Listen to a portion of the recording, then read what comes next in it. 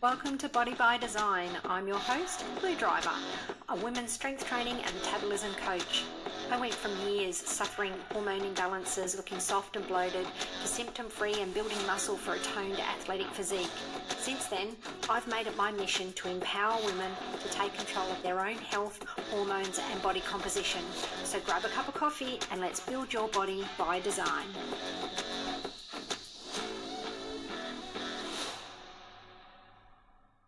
Hello, everybody, and welcome to my very first episode of Body by Design. I'm super excited to finally be here.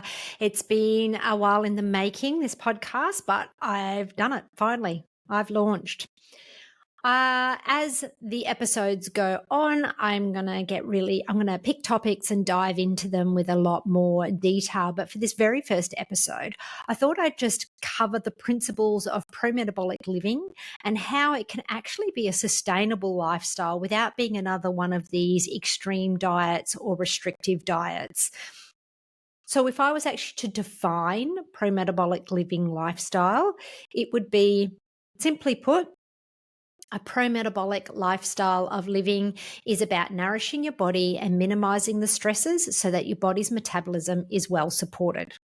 So that means eating foods that are nutrient dense with high bioavailability and living in a way that reduces stresses on the body. But what is a metabolism? We hear this thrown around so much. Oh, you've got a slow metabolism, or my metabolism's downregulated. I've hit my 30s, I've hit my 40s, and my metabolism is not what it used to be. But what is a metabolism? So your metabolism is basically energy production that runs all your body's systems. So your body's systems are like your cardiovascular system, your respiratory system, your reproductive system, your thyroid conversion, all those sorts of things. And all these systems work in together with one another. To run these systems, they're done on energy production. And to produce the energy, your body needs low stress and nutrients. When we have nutrient deficiencies and chronic high stress, it reduces the body's ability to be able to produce energy and run our systems effectively, aka slowed metabolism. So when your metabolism downregulates, it's because it's not got enough energy or nutrients to funnel into all of these systems that our body has. And our bodies are actually a really, really smart design. And it's designed to live. So it will prioritize all of our essential for living systems. So I'm talking about things like our cardiovascular system, our respiratory system. They are all essential for us to live. If our blood's not flowing, if our heart's not pumping, if we're not breathing, we're not living. But to be able to prioritize them and give them all the nutrients and all the energy that it needs to sacrifice something. So how it prioritizes is takes away from the things that we don't need to survive. A really great example is our reproduction system. Reproduction is about growing a life, and after there's birth, supporting that life. So the female generally, particularly, so let's talk about in humans, definitely, because I know in some animal life, the male takes over. Let's talk about a seahorse. The male does it all. But that's just not the way it is in humans. So when we reproduce, females are the one that grow the life, and they are the ones that support the life. That is via breastfeeding and having the infant close when they are raised. And if we're unable to support our own body's life 100% and systems 100%, our body is not going to prioritize supporting another life or growing another life. It's going to be the first thing where it says, you don't need this. So it funnels away from our reproduction. And what does that mean? Our thyroid doesn't convert properly, so we're not getting our T4, T3 thyroid conversion, which then means our hormones are dysregulated, which then means we get things like estrogen dominance from low progesterone, not detoxifying estrogen well. We have bad PMS, we have clotted bleeding, we have cramps, all those sorts of things. When we hear people talk about sex hormone issues, they're the sorts of things we're talking about, even down to low libido. Having a low libido is actually not normal. No, we shouldn't be little hornbags running around every day of the week going, yeah, here, I'm ready for it. But when you think about it, around ovulation time, our interest should be peaked. And if we don't have that, it is because our reproduction system is being downregulated. It's another way for our body to stop us from reproducing. And that's because our body is saying, you don't have enough energy production for your metabolism to function properly and for all these systems. We're busy keeping you alive, let alone another life. Another one is gut issues. You hear about the fight or flight reaction. And when we're in that fight or flight reaction, it goes back to, caveman days. We're running from a lion. And when we're in that state, our body is putting into the energy to keeping ourselves safe. So energy to run and hide from a lion. So our digestion is actually downregulated because digesting food and things like that in that moment is not important. And it's a way that it can actually shut down your digestion and funnel everything into that fight or flight system that you're in at the time. In the modern world, we have these chronic stresses. That would be an acute stress. So it happens in the moment. Our cortisol peaks and we're off, we're running, our adrenaline's going. That's all good things. We're meant to do that. But it ends. Once you get away from the lion, it ends. All your cortisol comes down, all your adrenaline comes down, your systems all come back to homeostasis, and then you can go back to digestion. In our modern world, we're living in chronic stress, and chronic stress can look like many different things, such as overtraining, undereating, emotional stress, lifestyle stress, lack of light is a stressor on the body. So when we have this low-level chronic stress, our cortisol is constantly high. It means our body is constantly in that flight or fight syndrome and our gut is downregulated. And this is where people see gut issues, everything from heartburn, bloating, gas, constipation, all those sorts of things. So if you are suffering from reproduction issues or gut issues or constipation, they are all symptoms of metabolic dysfunction because your body simply does not have the energy production to run those systems. And it doesn't have the energy production because it's either not receiving the correct nutrients or your cortisol and adrenaline is running too high and keeping you in that flight or fight state. So how do we actually go about living a pro-metabolic life? Geez, that's a mouthful sometimes. I'm going to have some coffee. So when I think about a pro-metabolic lifestyle, I actually think of it as being really common sense and just getting back to the basics. You know, how grandma used to eat. Grandma used to cook with butter and salt everything, and they ate plenty of animal meats, they ate plenty of organs, all that sort of stuff. In our modern day world, that's not how we're living. But if we get back to those basics and move away from convenience and mass production, it actually just becomes common sense. But there are two factors in pro-metabolic living. There is lifestyle and there is nutrition. So to break it down a little bit, if we get into lifestyle, let's start with light. So we can talk about sunlight and red light. Sunlight, the major thing is vitamin D production and our circadian rhythm. So getting outside and getting our eyeballs into the light. And I don't mean staring directly into the sun, but take your sunglasses off, take your reading glasses off and stand out in the natural light first thing in the morning to reset your circadian rhythm. And what that does is it actually sparks your metabolism, but then you also sleep well. It puts your cortisol curve in the right way, so it's lowered in the morning. It lowers in the afternoon and it rises early in the morning to wake you up. But also sunlight on our skin. And this is where our vitamin D conversion happens. We are in a world where covering up, the slip, slop, slap, you go back to that big campaign that was out there. And we're slathering up with sunscreen, we're wearing long sleeve shirts, we're wearing big hats, we're wearing sunglasses. Now, I'm not suggesting that we shouldn't be doing that, but we've gone to that extreme again where we have busy lives. We're indoors a lot already anyway, so we don't have much melatonin in our skin that protects us from the sun. So therefore we burn easy. So therefore these cancers are being produced. So therefore they came out with this campaign. If we spent some time building up a little bit of resilience in the sun, put your bare skin out into some sunlight, and I'm talking starting with 5 minutes a day, and just build up that resilience and just get out in the sun with it on your skin and spend 10, 20 minutes out there if you can every day, building up slowly for your vitamin D conversion. Another factor is chronic stress in our life. Now, when people think stress, they automatically jump to mental stress, emotional stress. And this can come from over demanding jobs, not saying no enough. So we're feeding everyone else's desires and wants rather than going, does this actually serve me right now? Have I prioritized myself enough? So we're busy saying yes to everyone else and no to ourselves.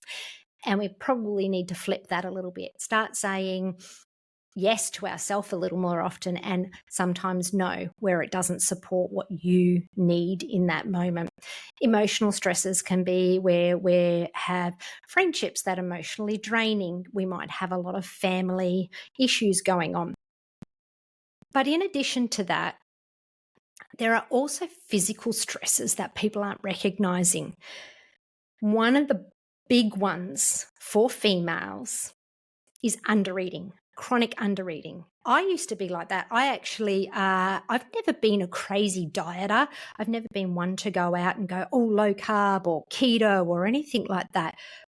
But I was like, oh, you don't want to eat too much sugar and lots of broccoli and cauliflower and salad. So lunches looked to me were like, chicken and lots of salad. Dinner time was lots of broccoli and cauliflower and like a plate full of it. Those types of vegetables and stuff don't actually have a lot of calories in them. And what nutrition they do have in them are not bioavailable. So you're not even absorbing what they do have in them. So I was chronically under eating in the way of nutrition and calories by default, not really by intention of trying to lose weight. I was what they would refer to as skinny fat, really under muscled, but not overweight, just really soft. Another one for people is, women in particular, is overtraining. This training cardio hard 5-6 days a week, even strength training 6 days a week is still overtraining. You're not giving your body recovery time. And that's really important when you're constantly putting those stresses on your body without time to recover and heal. The inflammation increases. So that is a stressor on our body as well. And then we have toxin stresses, whether it's environmental toxin stresses or whether it's in our foods by way of additives, preservatives, artificial sweeteners, all those sorts of things. PUFAs, they're all very inflammatory. Now, there is an extreme view out there that you should not touch them at all, that they're poison and they're going to kill you. I think the more sustainable way to look at it is our bodies can actually detox. But when we're actually assaulting our body on a day-to-day, on a meal-to-meal basis of all these additives and toxins, it really becomes hard for our body to be able to detoxify. And then over time, it creates stresses in our body. So cleaning up your diet as much as possible to remove those sorts of things. So when you do eat out, it actually doesn't really matter. Or if you go to Auntie Mary's for dinner and she cooks with sunflower oil, well, maybe once in a blue moon actually doesn't matter because most of the time you've removed these from your diet. Another lifestyle factor is strength training. So studies have shown that muscle mass increases and supports our metabolism. And strength training is how we grow muscles. So strength training would be another lifestyle factor to increasing your metabolism, and it is well promoted in a pro-metabolic lifestyle. Probably the more common things we hear about, though, is the nutrition And there are some guidelines in this of a couple of things we look at avoiding or eliminating in our diets, but mostly it's about adding. So easy to digest carbs, roots, fruits, juice, honey, all those sorts of things. If we take out those hard to digest carbohydrates and ease our digestion, take out the inflammation, our body absorbs the nutrients more readily. But also all these roots, fruits, juices are a glucose and fructose source, which our body prefers to burn. It is just our preferred source of fuel. Yes, we can burn fat as fuel, as it is shown in a keto lifestyle, but over a prolonged period of time, it's actually a very stressful process on our body because it's not the preferred source. So eating all those easy to digest carbs, and obviously enough of them, which we've covered in lifestyle. Animal proteins, not just for the vitamin and mineral profile, but for the protein profile. When we look at vegetarian proteins, when we're looking at things like tofu and legumes and all that sort of stuff, they're not complete proteins, and people aren't eating them in the right combinations to cover the complete amino acid profile.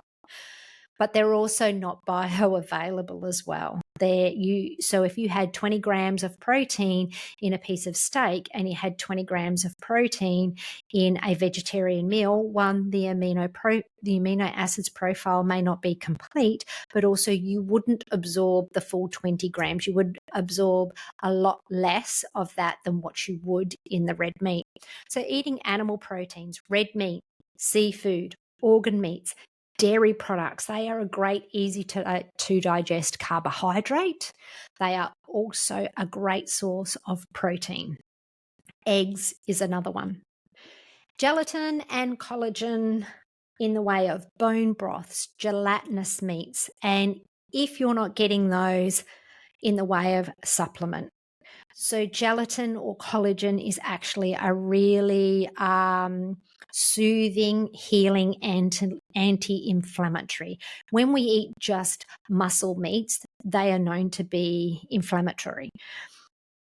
But they are full of vitamins and minerals and bioavailable protein. When we add collagen in the way of gelatinous meats or bone broth, or taking it with some collagen at the time, supplement collagen at the time, it offsets those inflammatory benefits and you actually get the anti-inflammatory benefits. So it's going back to a holistic approach again.